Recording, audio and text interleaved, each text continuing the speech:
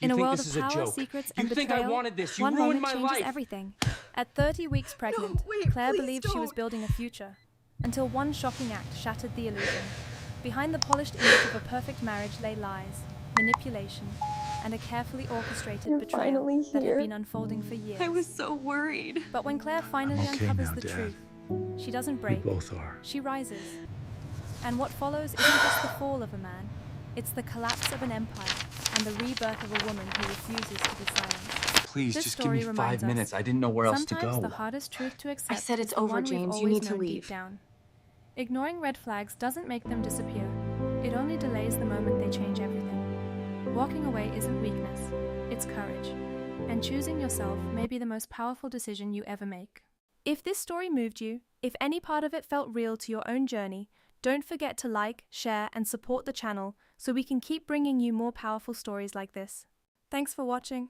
At 30 weeks pregnant, Claire was resting in a private suite at a Manhattan hospital, a soft band across her belly tracking the frantic, beautiful rhythm of her daughter's heart on a monitor. 154, 154, 154. Her husband, Julian, strode into the room. He didn't ask about her contractions. He didn't even look at the screen. He demanded to know why she'd questioned a charge from a high-end jeweler. A gift for a client, he seethed. She told him she didn't believe him. He called her delusional. Then his hand moved, a blur from the left, creating a sound like a book slamming shut.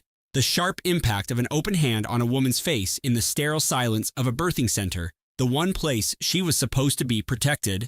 She froze, her own hand drifting up to the searing heat on her cheek. The monitor never faltered. 154, 154. The heartbeat of her unborn child, a steady drum, unaware. Her husband straightened the lapels of his $1,000 suit and left. With shaking hands, she reached for her phone. She sent a message to her father containing only 2 words. It happened. The events of the next 48 hours wouldn't just end a marriage, they would detonate a multi-billion-dollar real estate dynasty. Because the man who had just struck his pregnant wife had forgotten one critical, world-altering fact. Her father was simply waiting for a single, undeniable reason to take back everything he had built. And now he had it. Stay with Claire. Because what she unearths about the 2 years that led to that moment is infinitely more devastating than the strike itself. And the empire she raises from the rubble is the part of this tale you will never see coming. Before we continue, this story is for every person who has ever made themselves smaller to let a partner seem bigger, who has ever explained away the red flags, who has ever kept faith in a version of someone who perhaps was never real to begin with. This story is proof that escaping a life that was killing your spirit is not a failure, it is the first step of a rebirth. If this journey speaks to you, if any piece of it feels like a moment you have survived, witnessed, or carried in secret, please show your support with a like and a comment below. Let us know which part struck you the deepest. Your experiences create a lifeline for others who feel they are struggling alone. Share this with anyone who needs to hear this message. And if this is your first time here, subscribe to our community. Every story we share is for women who are ready to speak the truth about the things that count. You are the reason we exist. The fetal monitor beeped, its rhythm a calm electronic pulse. It was entirely unbothered by the storm brewing in room 904 of the New York Presbyterian Pavilion. It simply kept its steady tempo, 154, 154, 154. Claire Astor was 30 weeks pregnant. She was propped against pillows in a hospital bed, the crisp cotton gown a stark contrast to her exhaustion. Her dark hair was pulled back carelessly, and bruises of fatigue were smudged beneath her eyes after 3 days of a preterm labor threat, anxiety-fueled contractions, and the profound, bone-deep tiredness of creating a new life. The staff on the maternity wing had been saints. They knew her by name without checking their tablets and brought her warm tea when the New York evening air put a chill in the room. A nurse named Rosa had sat with her for a full half hour the previous night, speaking little, simply providing a comforting presence while the machines hummed and blinked. The recessed lighting in the ceiling was less kind. It buzzed with an irritating frequency, bathing everything in a cold, unforgiving light. Claire was fixated on the monitor, the one displaying her daughter's heart rate. 154 beats per minute, powerful, consistent, and utterly oblivious to anything else. She had been watching it for nearly an hour when the door opened with a soft click. Julian Croft entered. He was 42, 6 feet tall, and wearing the armor of a Manhattan real estate titan. A perfectly tailored navy suit, a crisp white shirt open at the collar, and Italian leather shoes that cost more than a month's rent. The screen of his smartwatch flickered with alerts. He had come directly from his midtown office. He had not taken a moment to shift his frame of mind or school his expression into one of compassion. He offered no greeting. He did not ask about their child. He dropped his phone onto the bedside tray and cast a scornful eye over the medical equipment. His gaze was brief, impatient. "Why did you call my office about the Cartier receipt?" This was not a question, it was an indictment. The opening argument from a prosecutor who had already decided the verdict. Claire just stared at him. "Julian," she began, her voice thin. "They're worried I know why you're here," he interrupted. "I'm asking why you felt the need to interrogate my assistant about a business expense. Sloan said you were hysterical." "I didn't interrogate anyone, and Sloan is lying." The temperature in the room plummeted. Not a sudden freeze, but a creeping, invasive cold. It was the kind of atmospheric shift that precedes a violent storm. Julian locked his eyes on hers. "Do not call my chief of acquisitions a liar," he stated, his tone dangerously soft. It was the voice he used when a negotiation was over, a quiet that carried more menace than a roar because it meant the judgment had already been made. "Julian, I helped you build the portfolio. I know that." She trailed off. He shot a glance at the monitor, at the number, 154. His gaze then returned to her, holding a look she had spent 4 years learning to interpret. It was the expression that meant he was performing a cost-benefit analysis, weighing outcomes, and determining the most efficient path to regaining dominance. "You embarrassed me," he said. "You saw an alert on our joint account and, instead of trusting me, you launched an investigation from your phone. That was unacceptable. A $30,000 charge for jewelry isn't an expense, it's a secret. It was a gift for a client's wife. You were not meant to be involved. You're on bed rest. You logged into our accounts from a hospital and undermined my authority with my own staff. Because you were about to host a gala with a woman wearing a necklace I paid for. That is not your concern anymore." The silence that fell between them was suffocating, filled with years of unspoken truths. Claire stared at the monitor. 154, 154. She drew a shallow breath.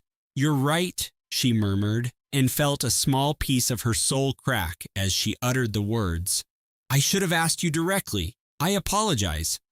She studied his face, anticipating the usual shift, the subtle relaxing of his jaw that signaled the crisis was averted. This was their ritual. She would yield. He would relent. The pressure would ease. Their life would continue. But this time, the ritual was broken. "The board is worried," he said, "about your stability, your judgment. They think your involvement in company finances while you're in this condition is a risk." "This condition," she echoed, her voice a ghost of itself. "Julian, I am 30 weeks pregnant with our daughter. It's not a condition. I am trying to help you see," he said, his voice dropping to its lowest tone, the one that meant the discussion was, for all intents and purposes, concluded, at least from his side, that your emotional state is causing complications. Complications I have to manage on top of $100 million closing. She thought, I need to be silent. I need to let this pass. Wait for his anger to cool. She had coached herself with those words 1,000 times. She repeated them to herself now, in a hospital bed, 30 weeks pregnant, with a child whose well-being depended on her calm. But then her gaze fell to his phone. The screen flashed with an incoming message. A text from Sloan. The preview was clear. The necklace is divine. Thank you, Jay. See you tonight. Jay. He didn't even try to hide it. She said, Sloan is a liability who's bleeding our accounts dry and you're letting her.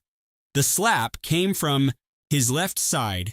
It wasn't a closed fist. It wasn't a push. It was the flat, open palm of his hand, moving with terrifying swiftness, making contact with her left cheek. The sound was a sickening, sharp crack, an acoustic violation in a room dedicated to new life. It was not a blow designed to injure the body.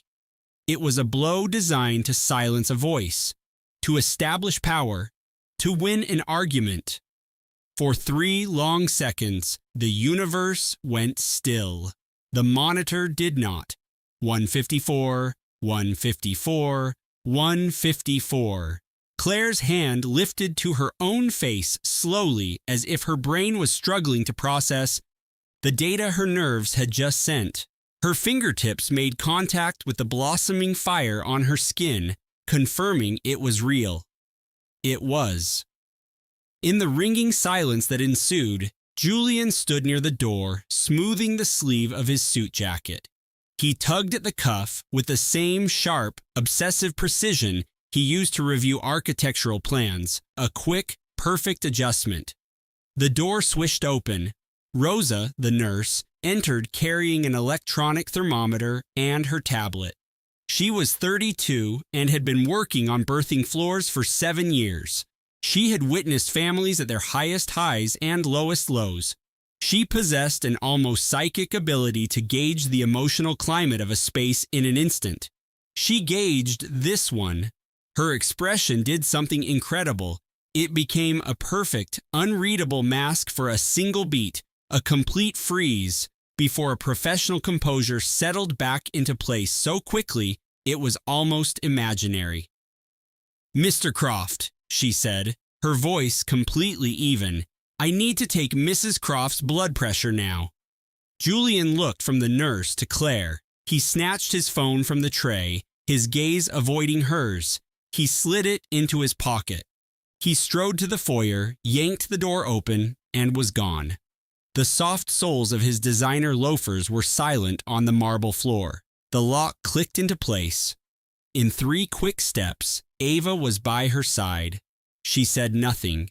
She perched on the edge of the sofa, her motions practiced and calm as she placed a cool hand on Claire's wrist to check her pulse. She held up 2 fingers and watched the second hand on her watch. 120 beats per minute. Far too high. Ava looked at Clara's pale face, the frantic pulse fluttering in her neck. She set her phone down on the ottoman.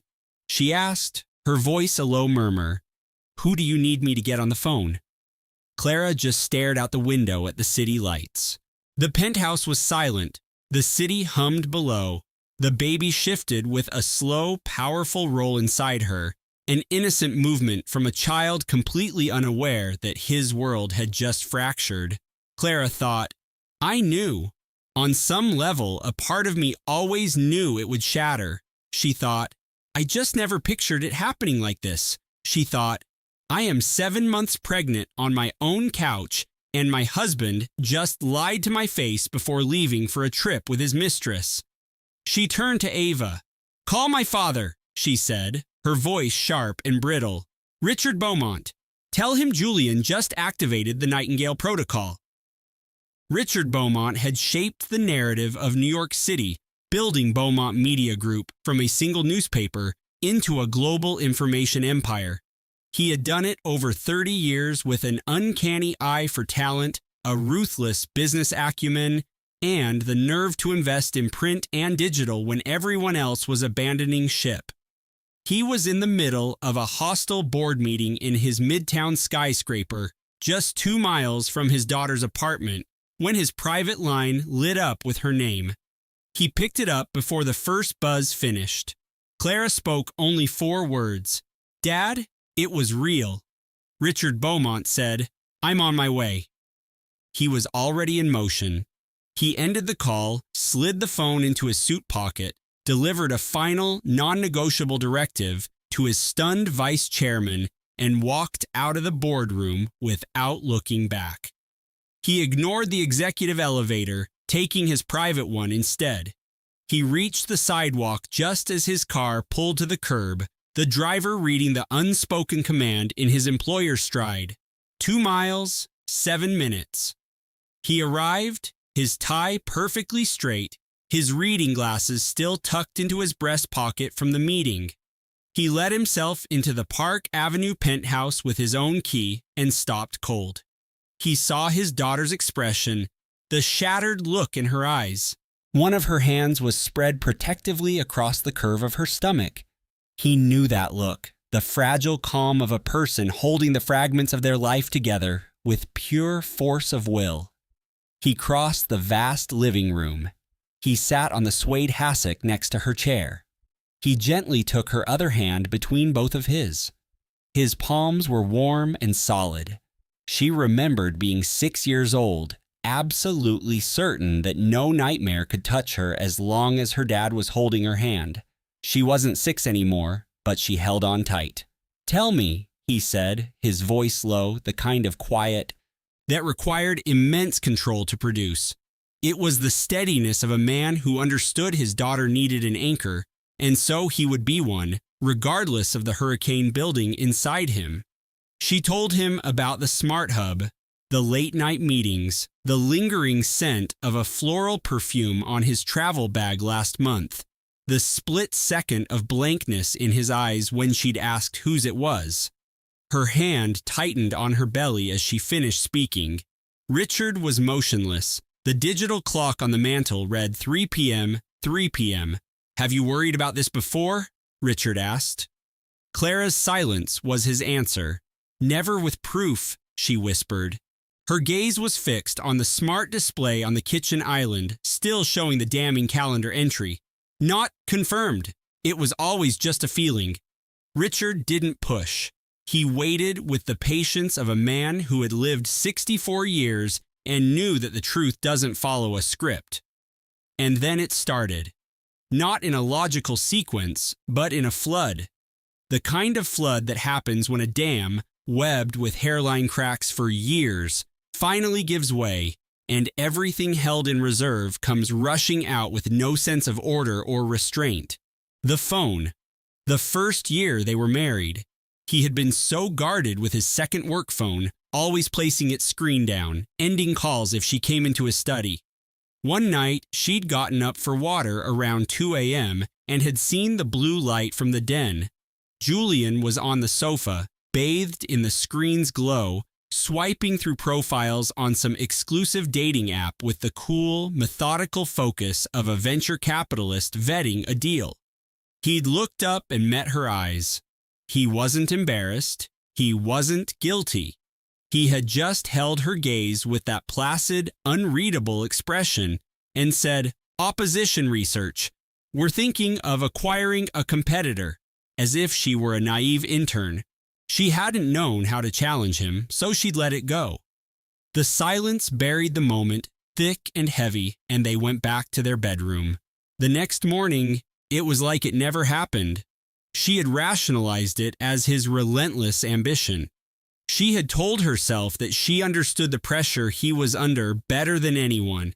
She had equated understanding his drive with supporting him and believed that support was the currency of love. She had been mistaken on every single point. The awards dinner, 2 years in, the Tech Innovator of the Year Gala, 200 people under a ceiling of suspended digital lights, the entrees were being cleared. As a former journalist, she'd made a sharp point about the ethical void in AI development, a topic she'd covered extensively before leaving her career to manage their foundation. a move Julian had framed as a strategic pivot for their family brand. It now felt like a beautifully furnished prison. She had made a clever, well-argued comment. Julian had chuckled, not a quiet, knowing chuckle, a loud, theatrical laugh for the benefit of their table. He patted her arm and said, "Clara has her little thought experiments," and then immediately steered the conversation toward his company's latest valuation, treating her like a clever child who'd just learned a new word. 200 people in the ballroom. She had offered a tight smile. She had taken a sip of water. She had not discussed industry ethics again. She had barely said another word all evening. The baby announcement. She had found a first edition copy of his favorite childhood book and placed it on his desk with a note to start our next great story. She had played the moment out in her mind for days, filled with the bright, nervous energy of planning a perfect surprise. He had gotten home after midnight. He saw the book. He glanced at the note. He had looked at her and said, "This is nice. Listen, I need you to handle the board dinner for the Singapore investors." Then he kissed her forehead and went to his office to get on a conference call. She'd remained in his study for a long time, the little book still on his desk. She had constructed an entire defense in her head. He expresses love through action. He's just securing our future. My hormones are making me sensitive. He loves me. He just shows it in his own way. She had built a fortress of rationalizations and lived there, deliberately ignoring the erosion of the ground beneath her. "Dad," she said, her voice a thread of sound. Richard waited. "I think I knew.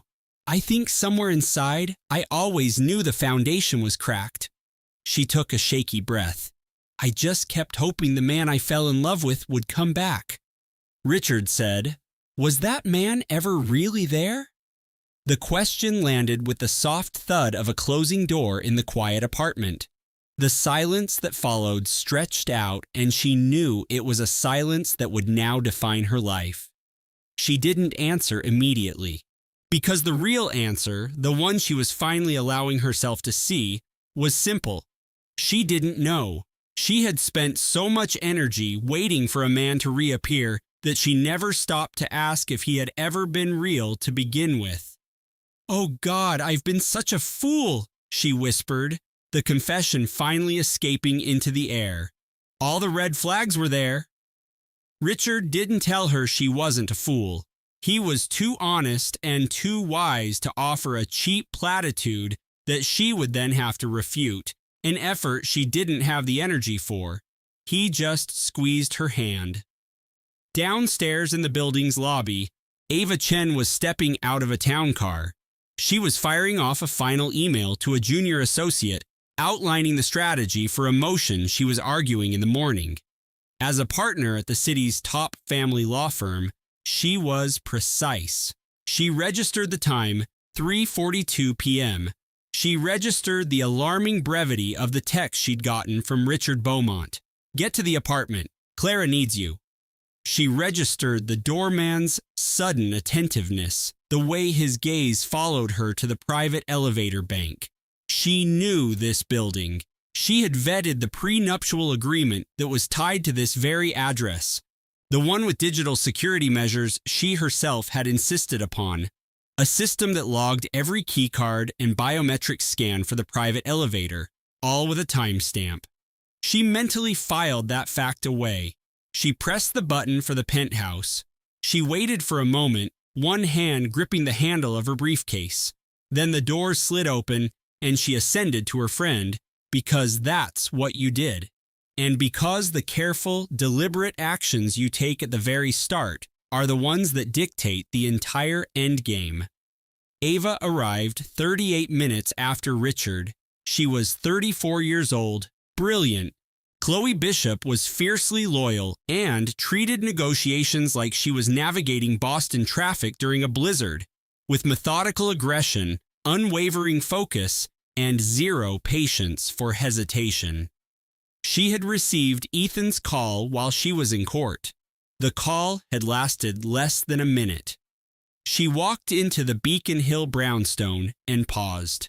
She saw her sister Amelia's pale, composed face, the ironclad stillness Amelia was using to keep from crumbling, and the way she held herself in the nursery's rocking chair, utterly motionless, as though a single deep breath would cause her to splinter into a million pieces. Chloe set down her briefcase. Her voice was quiet, but sharp as broken glass. "I have been biting my tongue for 5 years, Amelia." Amelia looked up, her eyes empty. "I know. I'm done being quiet." "I know that, too."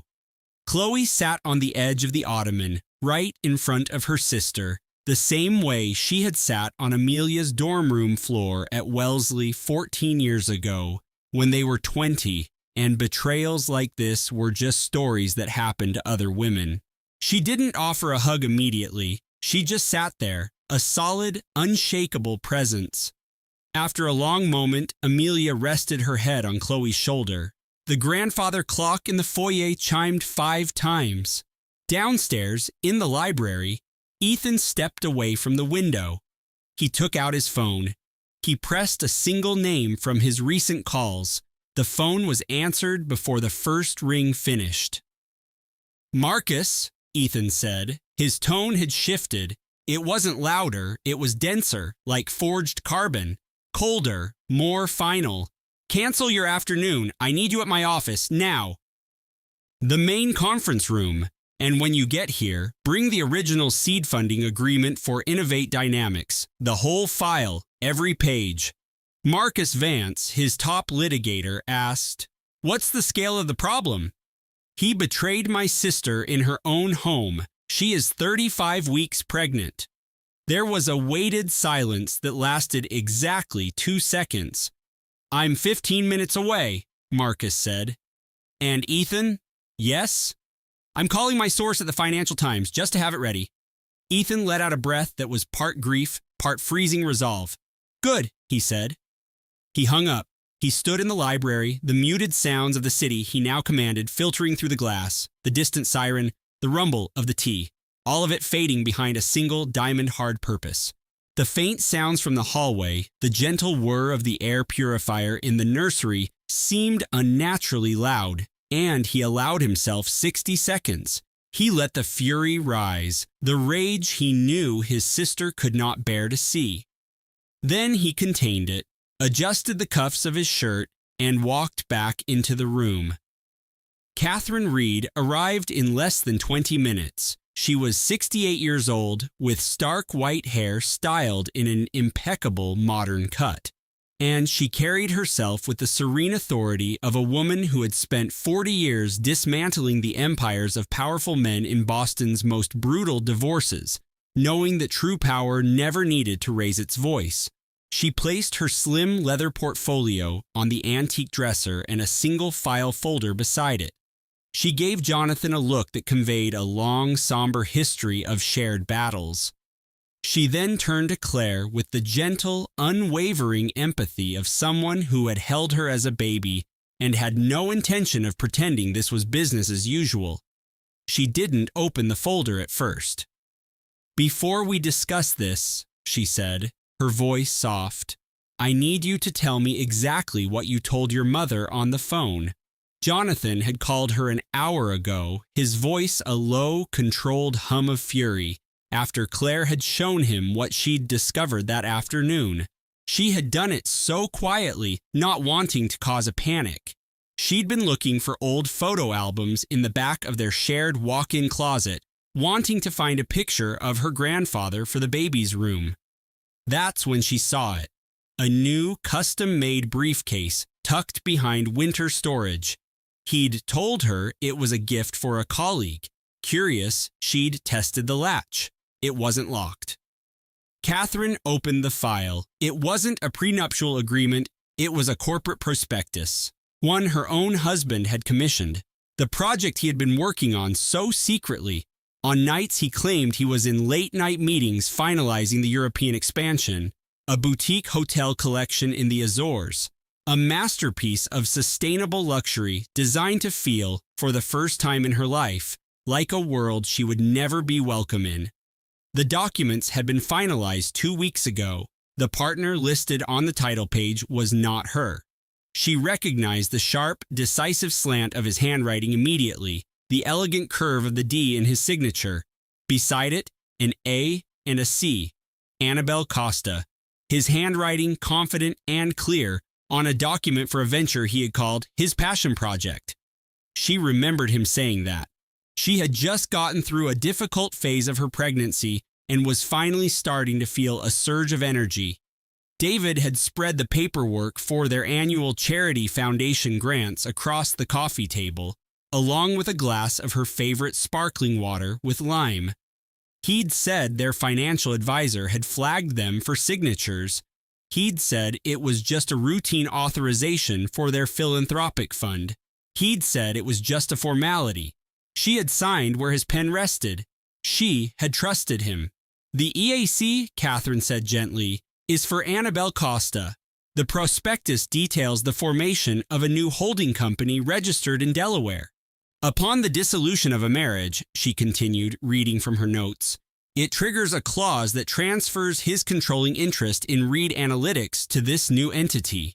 It also authorizes the liquidation of your joint brokerage accounts to provide its initial funding, leaving you with a pre-calculated severance payment described in the text as a 5-year spousal goodwill gesture.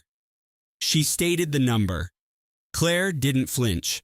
It also redefines marital assets, Catherine went on, to exclude all software patents and intellectual property developed during the marriage, assets that, under your original marital trust, are legally considered joint property. The nursery was completely still. Jonathan, standing by the door, looked as if he were carved from stone. Her mother was looking out the window at the Charles River. He called it his legacy, Claire said. It wasn't a question. It wasn't an accusation. It was a flat, hollowed-out fact. The sound of a person acknowledging a truth so complete it leaves no room for emotion. The timeline of the wire transfers, Catherine said, which I pulled from your accounts an hour ago, combined with the incorporation date of the holding company, shows a coordinated effort, a total financial and personal exit strategy planned in advance. He called it his legacy, Claire said again. Her voice was unchanged in volume, but it had altered in substance. It was harder now, like ice forming on water. Catherine said, the good news is, he was arrogant. You signed that authorization under clear, fraudulent misrepresentation. His claim that it was for the charity fund is demonstrably false. I spoke with the director of your foundation this morning. She has no record of any such authorization. She was never consulted. She paused. Moreover, your mother's initial investment documents not only clearly state that the original patent for the Reed Analytics algorithm was collateralized by a personal guarantee from the Reed Family Trust, her mother said from the window. That guarantee is still active. I am aware, Catherine said. Tell me what you need. An immediate ex parte order to freeze every asset, personal, joint, and corporate, and Claire's official authorization to file. Both the lawyer and her mother looked at her. She was holding the prospectus, staring at the architect's rendering of a private villa overlooking the Atlantic, created during a time when she had felt happy and safe and loved, and had been trying with all her heart to be the kind of wife who showed unwavering support for his dreams. She closed the prospectus. You have it, she said. Catherine gave a single sharp nod. She closed her folder. She moved toward the door. Catherine, Claire said. The lawyer stopped. The hotel, the accounts, the other woman. She drew in a slow breath. How long has he been doing this? Catherine was silent for a moment. Based on the incorporation date of the holding company, she said, the planning began at least 14 months ago. Claire nodded once. The lawyer departed. Jonathan waited until the latch clicked shut, then said, his voice softer than she had ever heard it, always choosing his words with impossible care. Claire. I know, Claire said. I need to be sure that you know that I know, Claire Bear. Jonathan crossed the room and wrapped his arms around her, holding her tightly, saying nothing else because there was nothing else to say, and he knew it. Her mother came away from the window. She sat on the edge of the crib. She put her hand on Claire's back, and the three of them stayed there together while the baby monitor blinked its steady green light and the afternoon sun cast long shadows across the floor. Claire looked at the handsome prospectus on the dresser. 14 months, she thought. 14 months of sharing meals, of planning a nursery, of dreaming about a future with a man who was already building an entirely different one without her. 14 months of her believing they were a partnership while he was secretly auditioning her replacement. 14 months of her quieting her own instincts, of making herself smaller and more accommodating, and calling it support. I edited myself, she thought. For 5 years, I made myself less complicated, less inquisitive, more trusting, and I call it being in love. It wasn't love. It was an erasure. I helped him write me out of my own life, and I told myself I was being a good wife. This wasn't a spiral of despair. She could distinguish clearly between self-blame and the cold, hard facts. In the last hour, she had crossed over to the side of facts, and she intended to build a new life there. The baby stirred inside her a slow, determined turn that felt like a confirmation. We're still here. The two of us are still here. Claire placed a hand over her stomach. I know, she breathed. We're going to be fine. She didn't know if it was true, but she said it anyway, sensing that some realities must first be spoken aloud before they can take root, before they can become real. For the next 5 minutes, the room was hers alone. Her father, William, had stepped into the hallway to speak with her brother. A nurse had come in to change an IV bag. Dr. Evans had glanced at the rhythmic lines on the fetal monitor, nodded, and departed with the serene, unreadable expression of a professional who sees everything and says nothing. The room was still. The monitor kept its steady time. The hospital hummed around her, the squeak of rubber soles, a distant page for a doctor, a hushed conversation about medication down the hall. She didn't let herself think about lawyers. She didn't let herself think about the next step. She simply existed within the new reality, perfectly motionless, the way a person must stop moving completely to finally grasp where they are standing. She watched her son's heartbeat flicker across the screen. 142. Consistent, strong, a life entirely its own. Miles away, in his downtown Boston office, Arthur Sterling's phone began to vibrate insistently.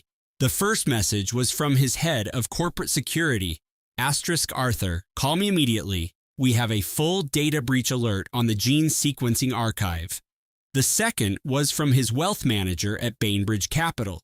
The third was from the wealth manager again, this time marked with a high priority flag. The fourth was not a message. It was a push notification from the Boston Business Chronicle, a headline that was just digital noise until it suddenly became the only thing in the universe. Davenport Consolidated announces urgent review of biotech portfolio, citing ethical governance concerns. Statement by William Davenport. Arthur read it. He read it twice. He called security. They're mirroring the servers, his man said, his voice tight. Someone is executing a full clone of the Phase 3 trial data. And at the same time, how much data? Arthur demanded. The security head told him. A 4-second silence followed. 4 seconds was an eternity for Arthur Sterling to say nothing. He said, have the car ready at the front entrance. He reached Massachusetts General Hospital in under 30 minutes. He had used the time productively. He had reassessed. It was a talent he'd honed over 15 years in hostile negotiations, the rapid diagnosis of a crisis, the pinpointing of remaining leverage, and the cultivation of the precise emotional state needed for the room he was about to enter. He had also made a stop at the upscale floral shop in the hospital's main atrium. The white peonies were exquisitely expensive, their blooms heavy and perfect, wrapped in crinkling tissue with a single gray silk ribbon, the kind of bouquet that conveyed profound remorse and the effortless power required to express it. He rode the elevator to the 4th floor, the flowers in one hand, his phone in the other, scanning his banker's latest frantic text about the Davenport credit facility being frozen. He slipped the phone away as the doors slid open. He moved down the corridor with the composed, deliberate pace of a man who believed he could engineer a solution to any problem. He had not anticipated finding Liam Davenport in Suite 4A. He stopped at the door, absorbing the tableau. Liam by the window, a slim leather-bound tablet by his side, William in the visitor's chair beside Claire's bed, and Claire herself, propped against a mountain of pillows, her hands resting on her pregnant belly with a placidness he hadn't seen in their 5 years of marriage. He looked down at the pristine white peonies in his hand. He stepped inside, set them on a free surface, and assumed a position at the foot of the bed. He chose to stand. Sitting would be an admission that the current arrangement of power was fixed. "William," he started, his voice radiating warmth and concern, the voice of a reasonable man arriving to diffuse a family misunderstanding. "Liam, I'm so glad you're both here. I was just about to call. Claire and we've had an incredibly difficult morning. I just want to make sure everyone is aware of the full context before we—" "What exactly is the context we're missing?" Liam asked, his gaze locked on something on his tablet. Arthur's jaw tightened by a fraction of a millimeter. "Claire has been under an immense amount of strain, the bed rest, this pregnancy, the complications. It has been a difficult time for us. We had a disagreement that escalated in a way that I deeply Arthur." Claire's voice was quiet, but it cut through the air like glass. No tremor, no tears. He looked at her. She said, "The smart home logs everything." The silence that followed was dense and absolute.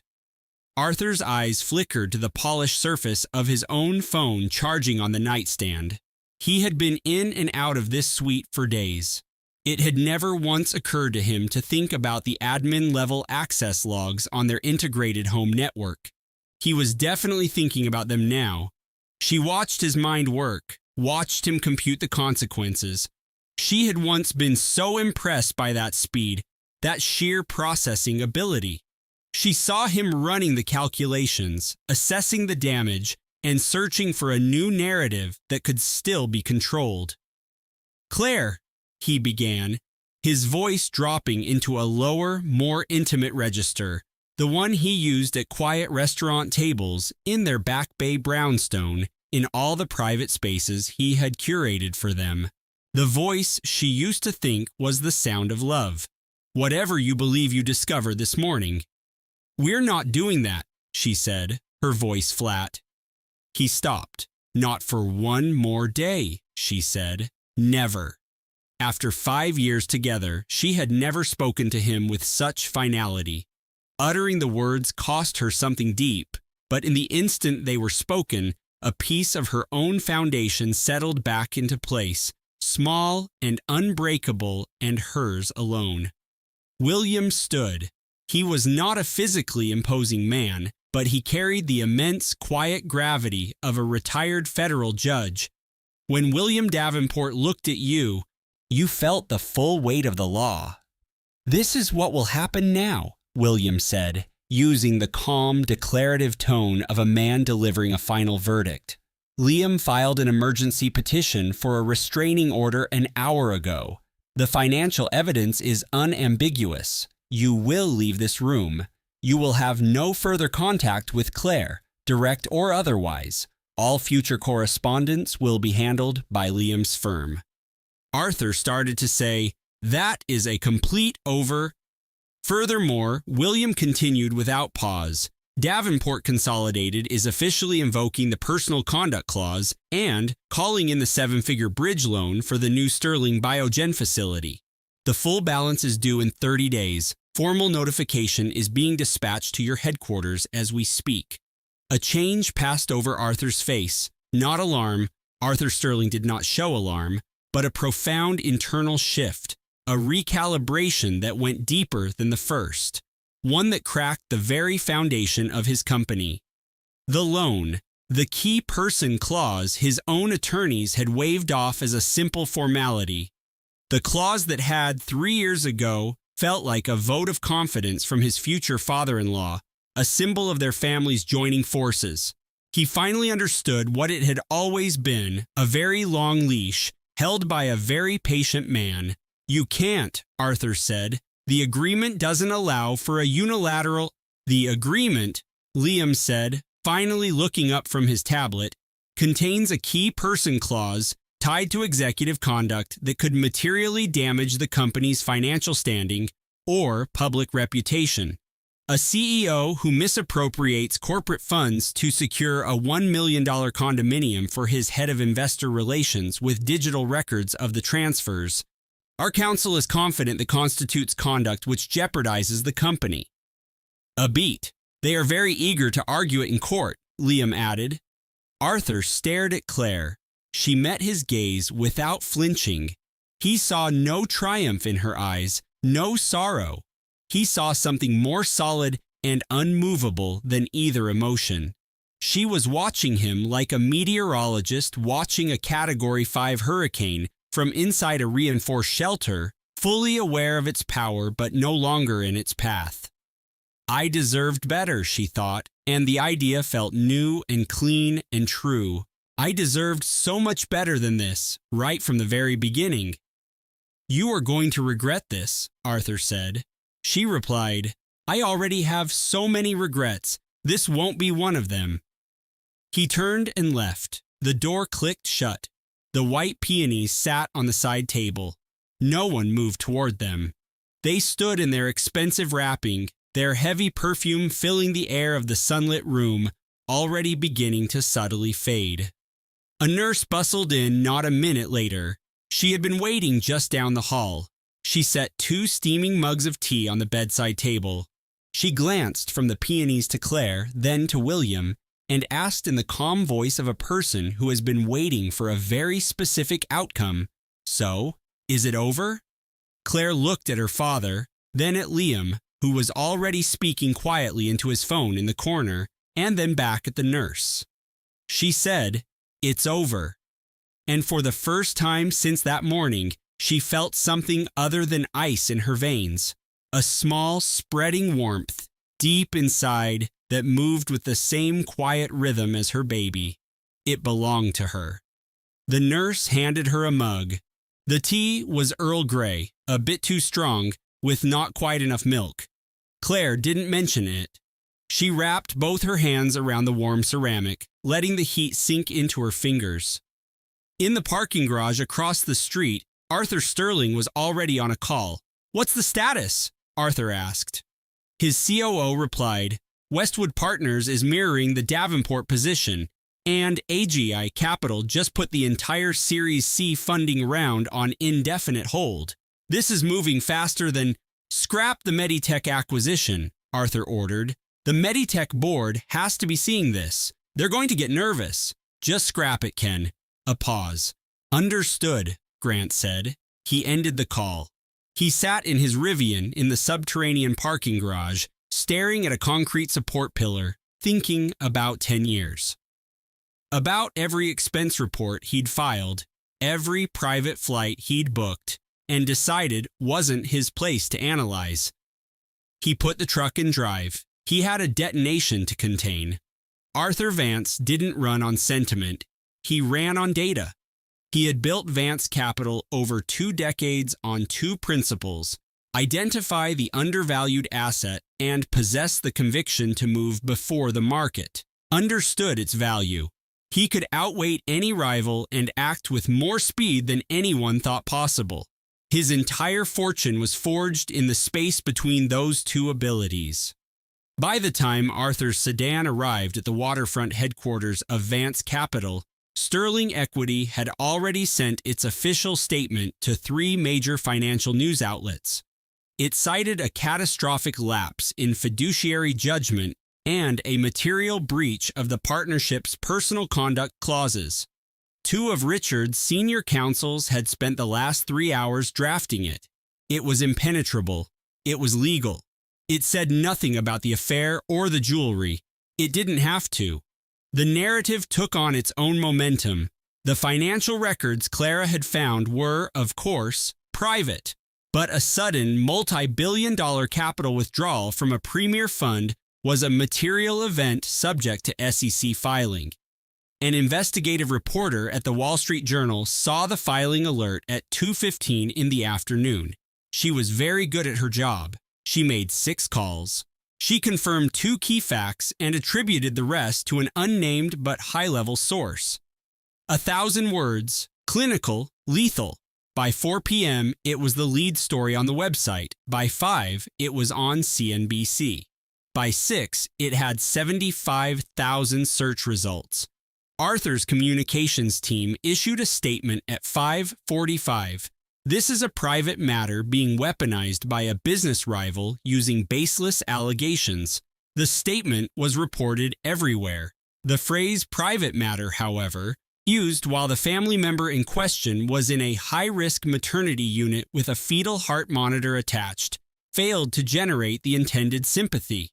By 10 that night, the story had 300,000 search results. Clara was discharged at 3 o'clock. Her contractions had ceased. Dr. Albright reviewed the final monitor readings, saw the alarming peaks from the past 72 hours, and documented the improvement in the detached, precise language of medical records as occurring subsequent to the mitigation of an acute environmental stressor. She paused at the door of Suite 9, and took Clara's hand. "I'm on call," she said, "for anything you or the baby need, anything at all." Clara squeezed her hand, trying to find the words to express her gratitude, but coming up empty. She just gave a slight nod. Dr. Albright saw everything in it. Richard drove her to the Sterling family's estate in Pacific Heights, the house where she had been raised. She saw it as they came up the hill, the imposing iron gate, the cypress trees her mother had planted 30 years ago, the warm light from the library already pushing back against the incoming fog. She sat in the passenger seat of her father's car. She sat in the passenger seat for a full 5 minutes after her father turned off the engine. She couldn't bring herself to get out. It wasn't a feeling of being unsafe or hesitant. It was knowing that the house beyond the gate was the world as it was before, and the second she stepped inside, her life would officially become the after. She just needed a few more moments in the quiet buffer between them. Richard sat beside her. He didn't speak, didn't look at his watch. He simply shared the space with her in the darkening San Francisco driveway, the way he had always sat with her through every difficult thing in her life. Just there, a solid, unshakable truth. After 5 minutes, she finally opened the door. Eleanor Sterling met them in the entryway.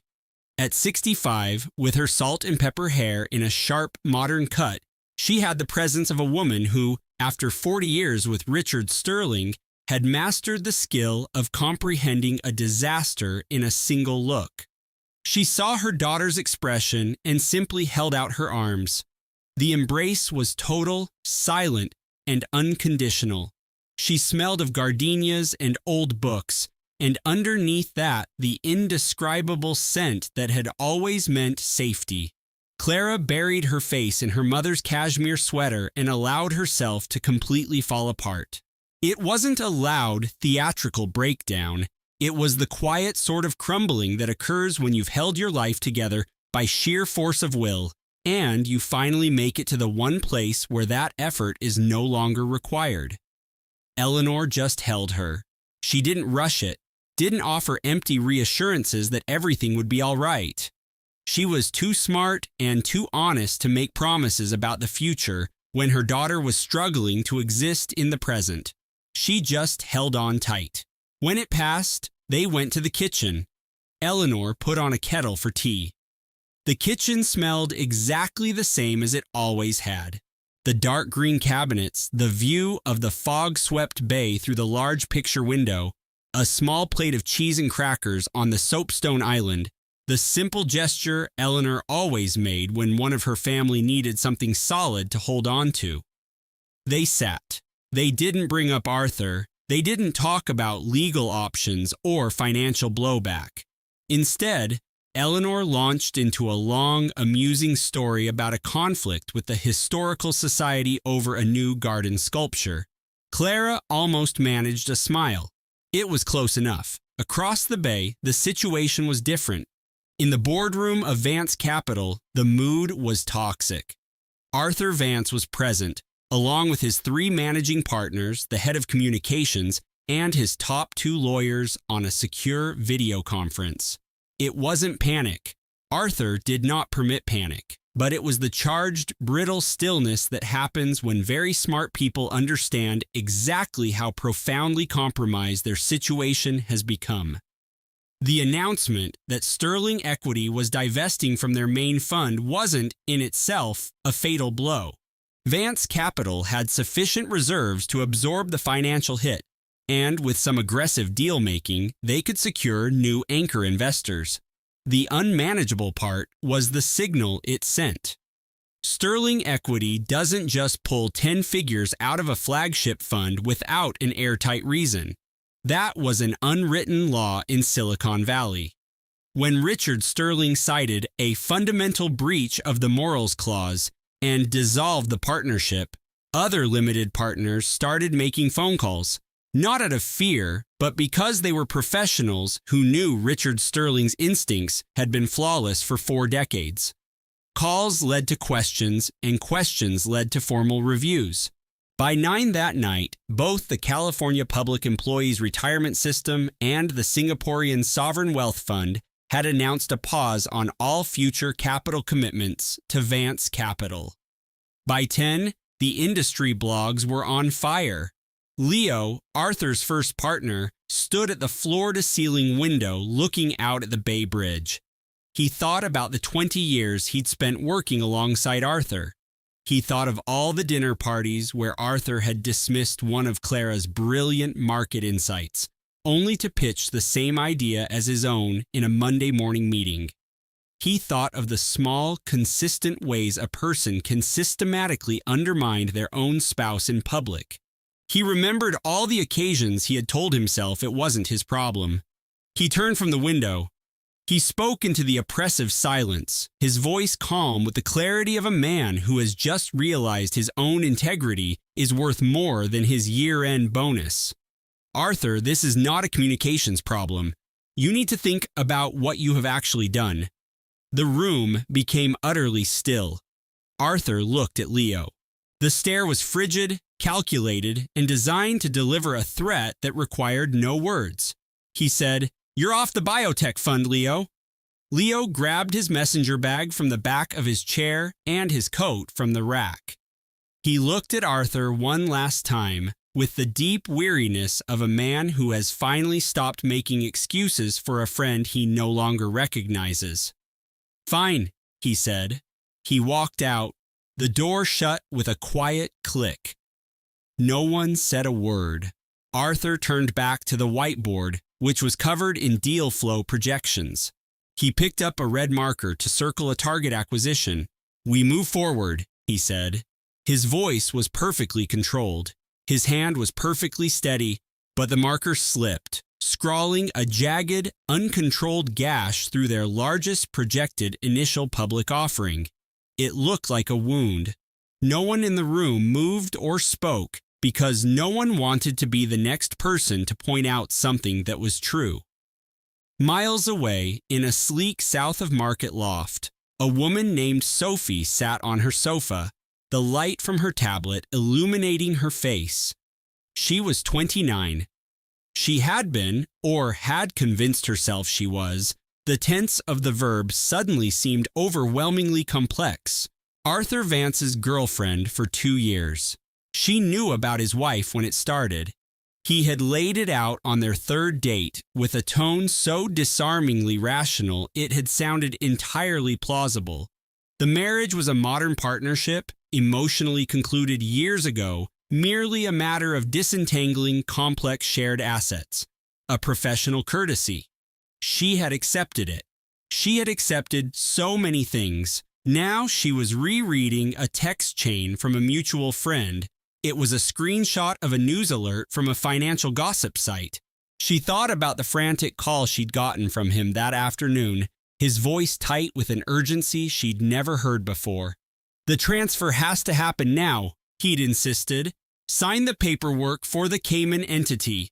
It's to protect your founder's equity." A new corporate structure, he'd called it, a firewall to shield her startup from the fallout of his difficult divorce. She looked at the documents on her screen, at the power of attorney clause she had almost signed without reading. Some quiet, insistent alarm bell had been ringing in her mind, telling her to save a PDF of the original term sheet to her private cloud drive. Now she understood why. He wasn't trying to protect her assets. He was trying to hide his. The last shred of denial had finally crumbled. She let the raw truth settle in her bones for what felt like an eternity. Then she opened a secure browser window. She looked up the senior counsel for Ether Dynamics, a formidable lawyer named Simon Hayes. She remembered from a feature in a tech journal. She found his private number. She stared at the digits for an age before her thumb finally pressed the call button. Simon Hayes answered at 10:15 that night. He was still in his study because Simon Hayes was always working when the Vance family had skin in the game. He listened intently. He asked just 2 clarifying questions. He thanked Lena, promised her she had made the correct choice, and said he would be in contact before 9 in the morning. Then he telephoned Harrison. Harrison telephoned Eleanor. Eleanor was staying in the waterfront guest house of her childhood home, the same one she'd used during breaks from university. It had the same sea green walls she had once pleaded with her mother to repaint, a color she now found profoundly soothing. She had slept, a deep and mercifully dreamless sleep, from midnight until 8. She had expected to lie awake all night, trapped in a spiral of her own anxieties.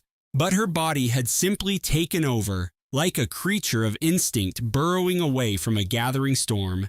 She was perched by the bay window, watching the dawn light spread across the Puget Sound, when her father's call came through. Her mother was already down in the terraced garden, meticulously tending to her hydrangeas, with the singular focus of someone coaxing life from the earth. "That analyst, Lena, she reached out to Simon last night," Harrison said, his voice level. Eleanor absorbed the information. "What is it she wants?" Eleanor asked. "To help," he replied, after a moment's thought. "Explain it to me," she said. And this is what Lena had uncovered without ever realizing what she was assembling.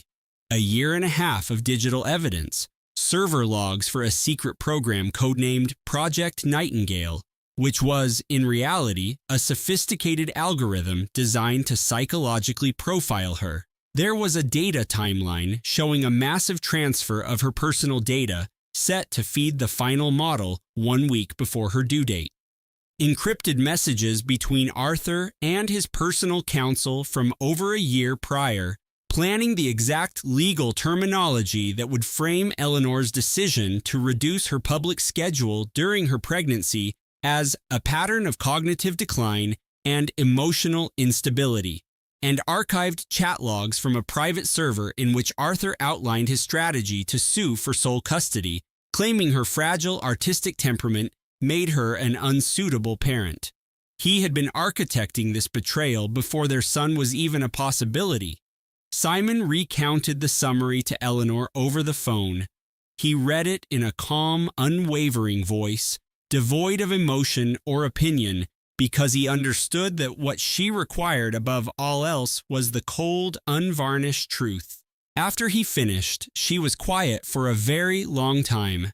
She gazed down at the garden, at her mother's gloved hands moving with practiced care among the thick green leaves, nurturing what was still vibrant.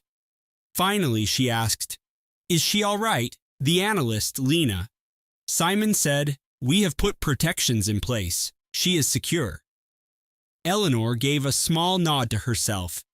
He must have told her the marriage was a formality. she murmured, more a conclusion than a question, that he was just waiting for the right moment to leave. That is what he would say, Simon confirmed. He paused for a beat. She also wanted me to convey that she is deeply and profoundly sorry. Eleanor clutched the phone, listening to the transatlantic silence, the fresh scent of salt water, the soft Seattle light, her mother's hand gently resting on her shoulder. "Let her know I received the message," Eleanor said at last, her voice surprisingly firm. "And please tell her, thank you." After ending the call, she lingered in the guest house, the gray morning light painting stripes across the floor. She let herself feel the full, bizarre weight of it all. The very person who had helped dismantle her world was now, of her own free will, extending a way out. It was a stark lesson in how salvation can emerge from the one place you never thought to look. She made her way to the main house, to a kitchen alive with the scent of dark roast coffee and the quiet hum of her mother's activity. Eleanor chose a seat by the window that looked out over the rain-slicked garden, where every leaf seemed to shimmer. The drizzle was subsiding, and a delicate brightness was pushing through the clouds. She thought about what she wanted, not as a countermove, not as a panicked response, but what she, Eleanor, truly wanted, the way a person does when they finally stop contorting their own desires to fit a shape that someone else might find acceptable. She wanted her son to be safe. She wanted him to know from his very first moment what security felt like within a home. She wanted his nursery painted the color of the sound on an overcast morning. She wanted to hear her sister Lena's laughter on a video call.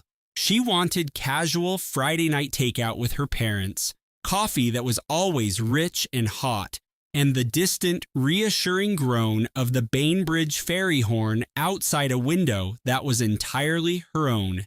She wanted to find the version of herself that existed before Arthur, the woman who held strong convictions about abstract expressionism, who voiced them with certainty, and who never once scanned the room afterward to see how they were received. She knew that woman was still inside her, simply waiting. She had been silent for far too long. She felt it was time to make some noise again. She took a sip of her coffee. That afternoon, Arthur violated the restraining order. He called her mobile phone at 11:14. She saw his name illuminate the screen and allowed it to go to voicemail. He called again at 11:19. She silenced the ringer. At 11:22, a message flashed. "Eleanor, we can't let them do this to us. This is about family. Please." She took a screenshot and emailed it to Harrison. Then she set her phone face down on the granite countertop and went out into the garden to join her mother. Harrison called 40 minutes later. His voice had a particular tone she was starting to recognize. The sound of a corporate raider who has just watched his opponent make a fatal, unforced error. "He just handed us the entire game, Eleanor," Harrison said. "And for the first time since this nightmare started, we are dictating the terms." She registered the word we. She stored it away. "Tell me what comes next," she said. "Tomorrow morning," Harrison responded. "I'm meeting with the independent directors of the Ether Dynamics board." 3 days later, the senior board of Ether Dynamics held an emergency session. Arthur arrived at 7:58 for the 8 o'clock meeting, gliding in with the effortless confidence he carried into any high-stakes environment. He was dressed in his signature minimalist style, projecting an aura of absolute control that had been cultivated over a lifetime of being the smartest person in the room. He held a thin tablet and wore a custom dark gray blazer, the one he reserved for moments when reality had to be bent to his vision. He'd had 4 hours of sleep, but appeared as if he'd had a full night. He walked through the frosted glass doors of the boardroom and stopped cold. The geography of the room was wrong. 3 board members he considered his most loyal advocates were seated on the far side of the massive oak table, away from their customary positions. They were sitting next to two of the company's most conservative legacy investors, men he had never viewed as allies. This new alignment had a distinct architecture, an unmistakable signal that a veteran of boardroom warfare would understand in less than 3 seconds. It was the formation of a jury that had already reached its verdict, a gathering held not to deliberate, but to pronounce sentence. Arthur Vance was an exceptionally experienced veteran. "Kenji," he said to the board's chairman, "what is all this?" Kenji Tanaka was 71 years old, a man who had steered the company through 4 decades of tech revolutions and market crashes. His expression was one of perfect neutrality, honed by navigating so many crises that the drama had long since been drained from them. "It's your board, Arthur," he said, his voice quiet. "Please, have a seat." The meeting lasted for 2 hours and 17 minutes. Arthur controlled the conversation for nearly the entire first hour. He was composed, eloquent, and devastatingly logical. He had come ready for a fight. He characterized the media whispers as a smear campaign based on distorted information. He portrayed Eleanor's legal filings as a tragic family issue, the actions of a woman under extreme personal duress, and certainly not a material risk to the company's operations. He argued that taking a leave of absence would signal weakness to a market that was already predatory. The board members listened without interruption. The independent directors then began to ask questions. Their inquiries were laser-focused, referencing specific documents, internal server logs, blueprints for a data mining algorithm that was not on any company project list, the timeline of a recent modification to his post-nuptial agreement, and a transfer of assets into a newly created trust. They had everything. Somewhere in the middle of the second hour, Arthur realized this information hadn't been gathered in hasty panic. It had been compiled with surgical precision by experts who knew exactly where to look and had been granted unrestricted access to do so. He knew in that instant who had granted that access. At the end of 2 hours and 17 minutes, the board voted 7-2, a compulsory, indefinite leave of absence, pending a full forensic audit of his projects and data access privileges, to be conducted by a third-party firm. The chief technology officer, Sarah Jenkins, was named interim CEO, effective immediately. A press statement, already written and approved by multiple legal teams, was scheduled to be released at 4:15 that afternoon. Arthur walked out of the boardroom at 4:23. He moved through the open-air campus he had personally designed, a sprawling space of glass and steel that he had willed into existence, striding past engineers who became suddenly absorbed in their code and data scientists who stared fixedly at their dual monitors. He strode past the junior analysts, whose eyes darted away from his with practiced speed. He took the private elevator down 52 floors, crossed the granite atrium, and was pushed by the revolving doors onto the bustling New York sidewalk. A pair of financial journalists, men he had courted for favorable press for years, were waiting. They didn't shout questions, they just raised their cameras and captured the flicker of his hand coming up to obscure his face, his driver pulling the black sedan to the curb a little too aggressively, and the undignified scramble of a man whose entire career was built on the illusion of unflappable control, now fleeing a skyscraper where his name would no longer command obedience. Clara knew nothing of this. She was kneeling on a drop cloth in the guest room of her childhood home in Brooklyn, stripping varnish from an old rocking chair. It had arrived that morning, a surprise from her brother Leo, who had declared that fixing something is way better than feeling broken. It was solid oak with ornate carved arms and a high back. The chemical stripper smelled like bitter almonds and melted plastic, a scent that seemed strangely appropriate for the task of erasing the past. Leo was supervising. This meant he was perched on a stack of boxes, strumming his acoustic guitar and composing a terrible, meandering folk song about their progress. He'd just finished a verse about the noble fight against stubborn polyurethane when he handed Clara a piece of coarse sandpaper when she had asked for fine. "Dude, I'm pretty sure that leg is on backward," he'd said twice about a part that was, in fact, fused to the chair's frame. But he was there, and his off-key singing was making her smile. It wasn't the carefully managed smile she wore to investor dinners and charity galas, but a real one, the kind that starts deep in your chest and catches you off guard. It felt like the first truly honest thing she had done in a week. It was by far the best thing that had happened in a week. By 6 o'clock, they were done. The rocker sat by the window, its bare wood grain pale and beautiful in the evening light. One of the arms was canted at a slightly off angle, a permanent memento of their struggle with a wood dowel that had clearly been designed by a madman. But it was solid. It was real. It was ready. Leo stepped back, wiping his hands on his jeans. "We made that," he announced, with the genuine awe of a man who had just witnessed a minor miracle.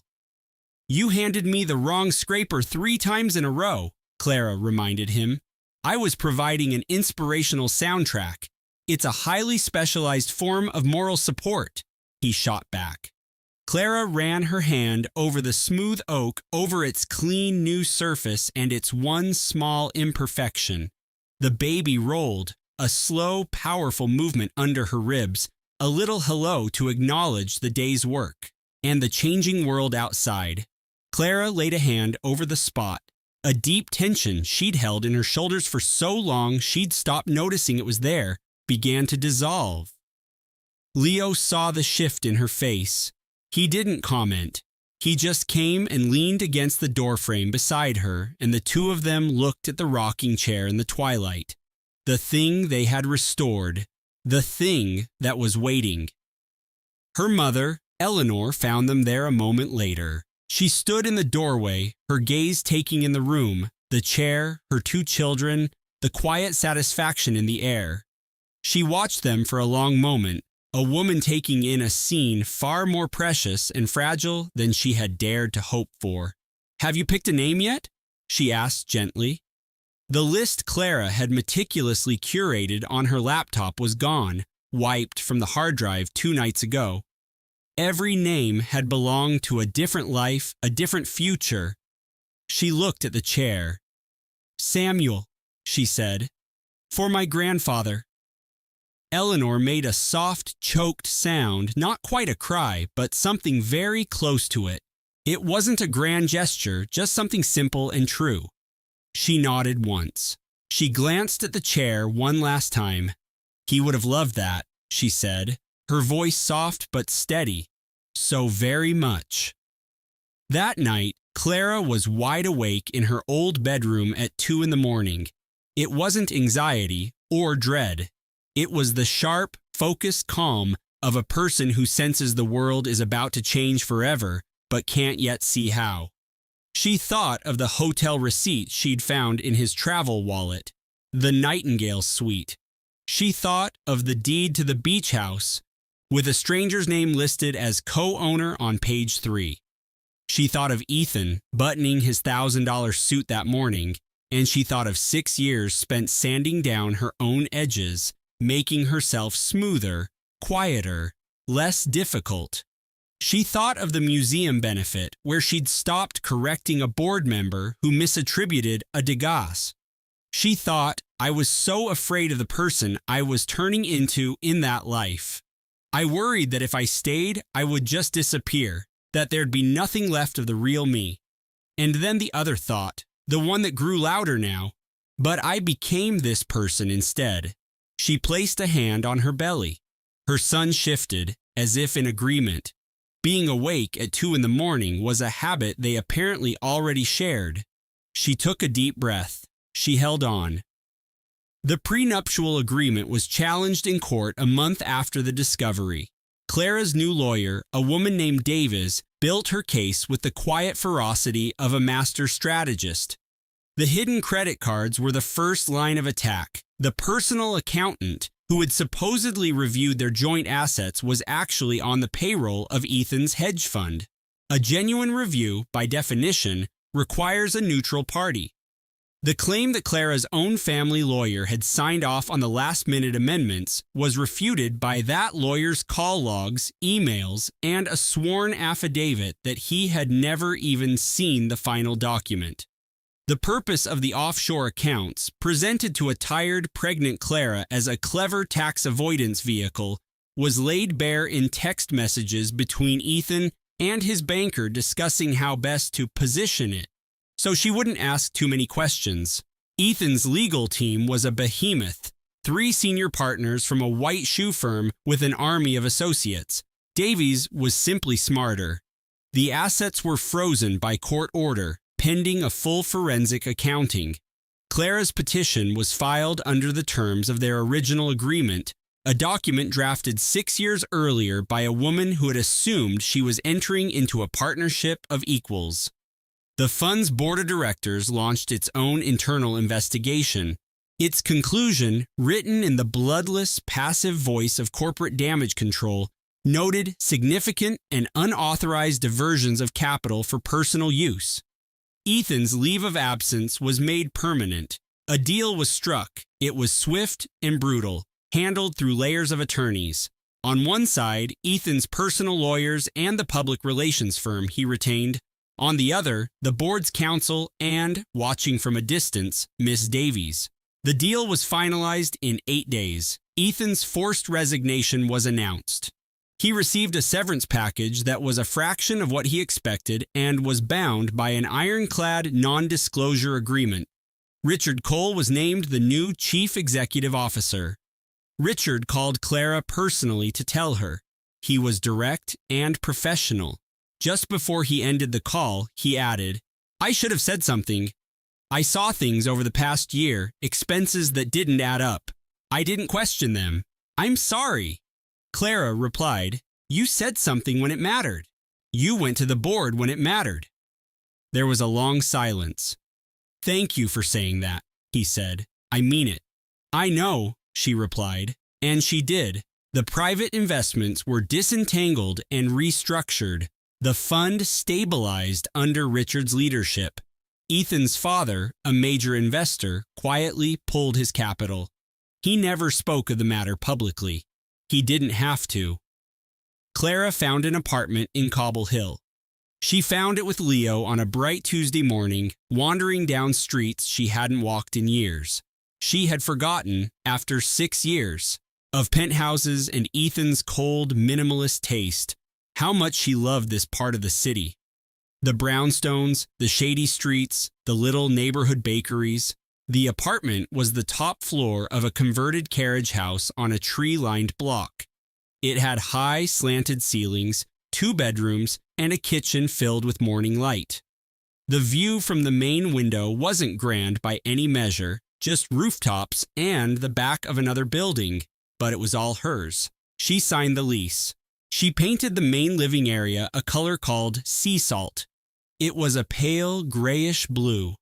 Her mother stood in the doorway of the half-painted room that Saturday and said, "That's almost the exact color of the walls in our first little apartment." Clara looked around. "Really?" she asked. "Almost identical," Eleanor said. They didn't speak of it again. Some things don't need to be dissected. Some things are just true.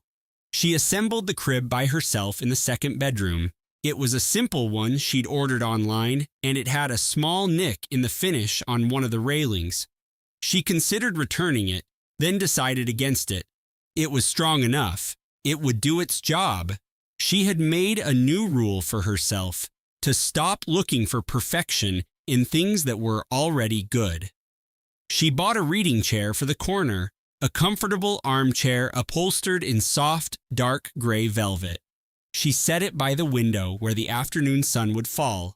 She sat down in it for the first time on a quiet Monday evening. Standing alone in the Beacon Hill brownstone, she gazed into the room she had curated for him. The antique crib, the armchair slip-covered in linen, the pale blue of the walls and the adjoining space visible through the doorway. The sounds of Charles Street drifted up from below, a distant urban hum. She had a thought, not world-shaking or triumphant, but quiet and whole. I did this. This is mine. It was a perfectly formed idea, and she held it with the same gentle care she'd hold a warm cup of coffee in her sister's kitchen, allowing it to be all she needed in that moment. She began seeing a therapist on a Thursday. Dr. Evelyn Reed was in her early 50s with a sharp mind and a quiet, wry sense of humor, possessing that specific brand of patience forged from years of guiding people through their darkest chapters. She never treated Clara like a puzzle to be solved. Sympathy wasn't a performance. She simply listened, posed questions, and occasionally offered a sentence that took the entire week to fully unravel. During their third meeting, she observed, "What strikes me is that your competence never vanished. You only began performing as if it had." Clara mulled over that for the next 6 days. She thought about the museum benefit, how she'd remained silent during a debate on 19th century Impressionism, a subject she had built her academic career on. She thought about the 5 years she'd spent mastering a softer, less opinionated version of herself. I knew the answers, she realized. I always did.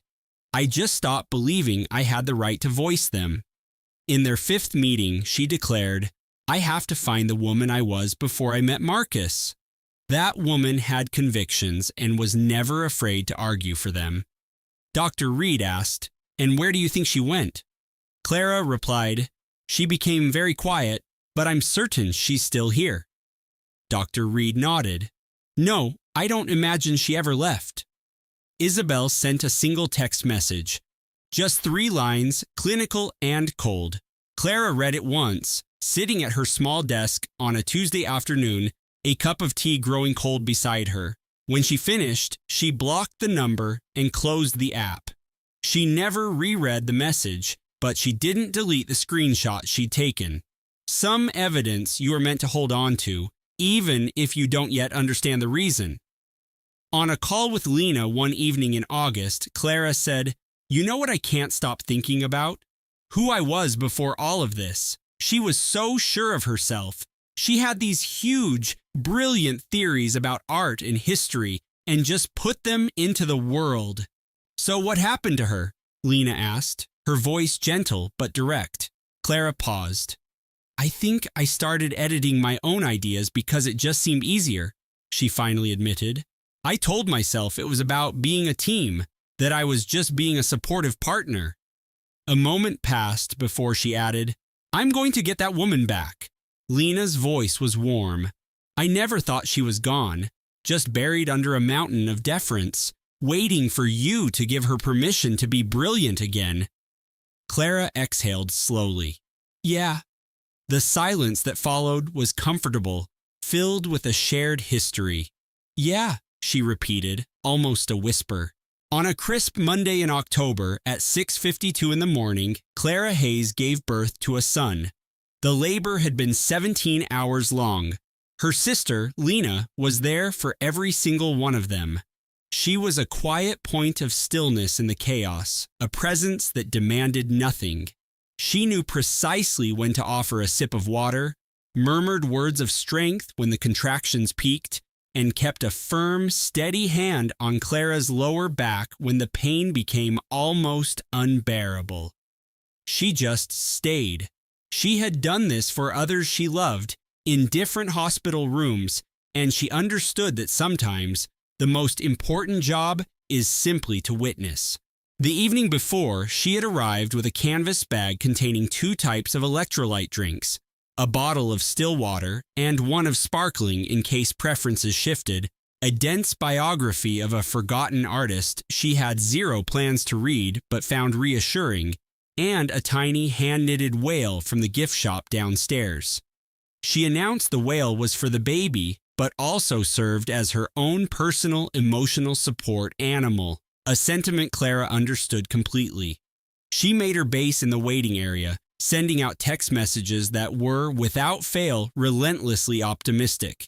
Utterly undone, and with no other recourse, Marcus paced the hallway. He moved with the coiled frustration of a man who had built a career on controlling outcomes, now confronted by a situation entirely beyond his influence. That is to say, he walked with tremendous energy and achieved absolutely nothing. Back and forth on the polished floor of the maternity ward for 16 hours. The nurses quickly learned his patrol route, stepping around him without comment. They brought him black coffee 3 times, unasked, which he took with the slightly bewildered gratitude of a man unaccustomed to being looked after. Julian wasn't there. Clara had known he wouldn't be. The divorce filings were proceeding. The lawyers were handling everything. There were practical, strategic reasons for his absence. The emotional reality was much cleaner. Lying in the delivery suite around 3 in the morning, in that strange, sharp focus that can arrive in the middle of a physical ordeal, a thought came to her.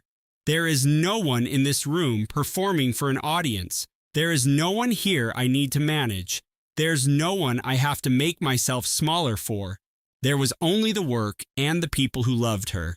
And then a sound, sharp and clear and indignant, as if Oliver himself was shocked by his own arrival. As if he had exploded into this new reality, found it immediately overwhelming, and felt compelled to announce his objections at the most honest and powerful volume possible. Clara laughed, a sound that was full and real and immediate.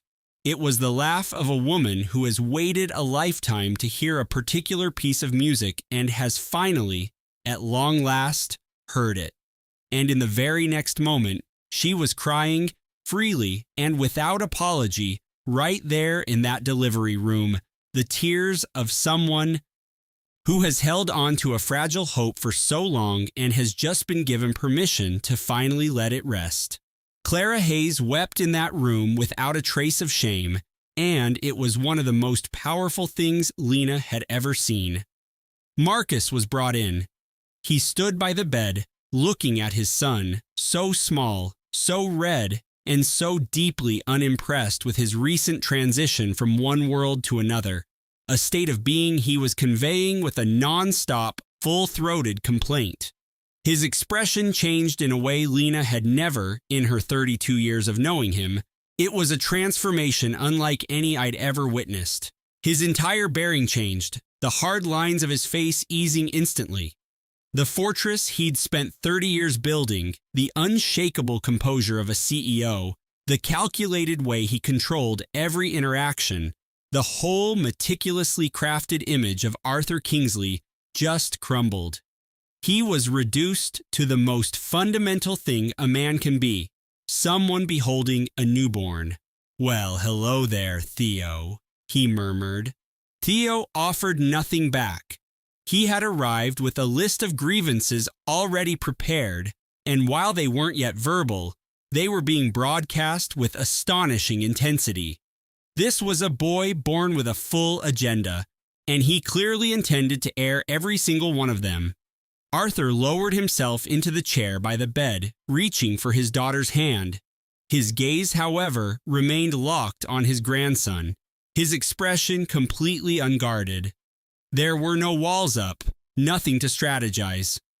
In the months that followed, Eleanor began to piece herself back together.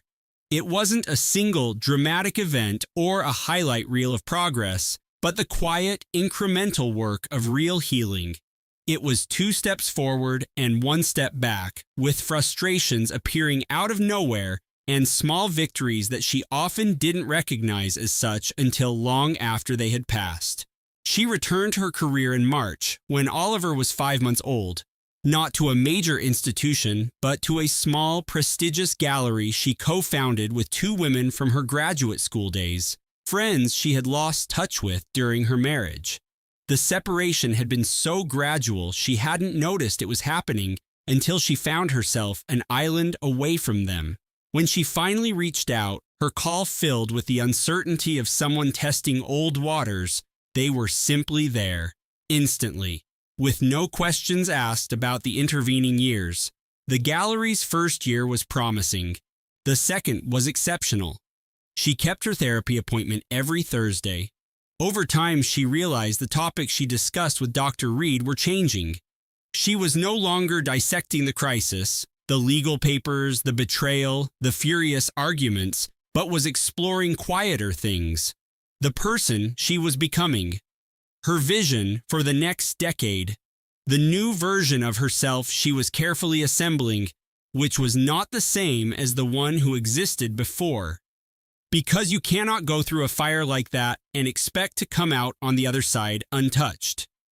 And she had, at last, stopped trying to. She was not the same person she was before Marcus. She was someone who had weathered a storm. She was someone who had been forced to learn things she would have never chosen to study. She was someone whose identity had been reshaped by circumstance rather than by choice. She recognized one Thursday afternoon in Dr. Reed's calm office, more authentically herself than at any other point in her life. She didn't entertain the thought of dating, not that year, not for a while. She understood that not for a while was a statement about timing, not a permanent declaration, and she was careful to honor the difference. The Beacon Hill brownstone, over many months, became truly hers in the way only the slow passing of days can make a space your own. She learned which bay window caught the first light of dawn and which one was best for the late afternoon sun.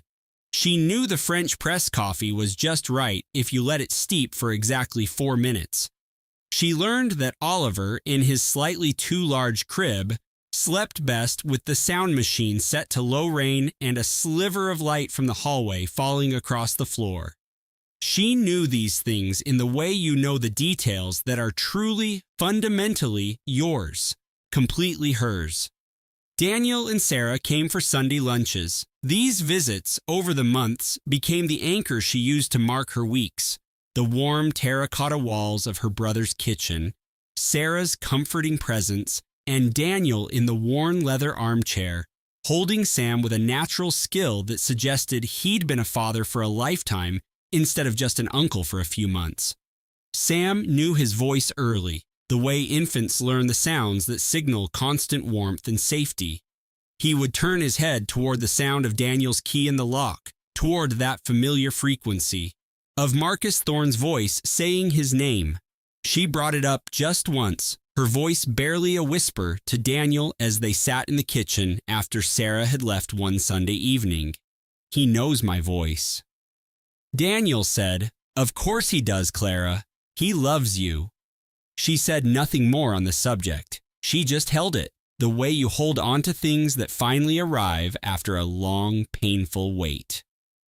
On a Tuesday morning in October, 9 months after the discovery, Clara Thorne sat at the small kitchen table in her North End apartment and sipped tea that was exquisitely perfect. Sam was in his wooden high chair, the one with a slight wobble she'd chosen specifically because it felt real, because she had made a quiet vow in the summer to embrace things that were beautifully imperfect. He was studying a piece of mashed banana with the profound focus of a scientist on the verge of a breakthrough. The autumn light angled through the kitchen window in a particular way. It sliced in low, catching the deep burgundy of the hallway wall through the doorway and making it seem to radiate an inner warmth. It was a stunning light. It was a light she had taught herself to see and to be grateful for in the simple, moment-by-moment way of a person who has made a firm decision to acknowledge beauty whenever it appears. Her laptop was on the table. She didn't glance at it. She hadn't glanced at it in the first 20 minutes of her day, which was a victory she couldn't have claimed for most of the last 5 years. She hadn't refreshed it 4 times, log in, refresh, log out, repeat, starving for an email from a man who doled out communication based on what exact measure of uncertainty would keep her most compliant. She hadn't checked it at all. It remained on the table, lid closed, and she let it be. Sam looked up from his banana. He looked at his mother. He had his father's eyes, which were Marcus Thorne's eyes, the color of dark chocolate just before it melts. He had Clara's mouth, which meant he had a mouth full of expressions and a great many feelings he was eager to convey with it. He set the banana back on his tray. He reached out a tiny, soft hand. He laid it flat against Clara's cheek, gently. The way small children touch things they cherish, with open curiosity and pure intention and absolutely no agenda. The way someone who has not yet learned that the world expects you to conceal your needs touches the face of the person who is, for the moment, their entire universe. Clara closed her eyes. She felt the tiny, warm weight of her son's hand on her face, the same cheek, the same face that had once been met with a cold dismissal was now being touched with unconditional love. And she understood, with her eyes closed in the autumn light, that this was what recovery actually felt like.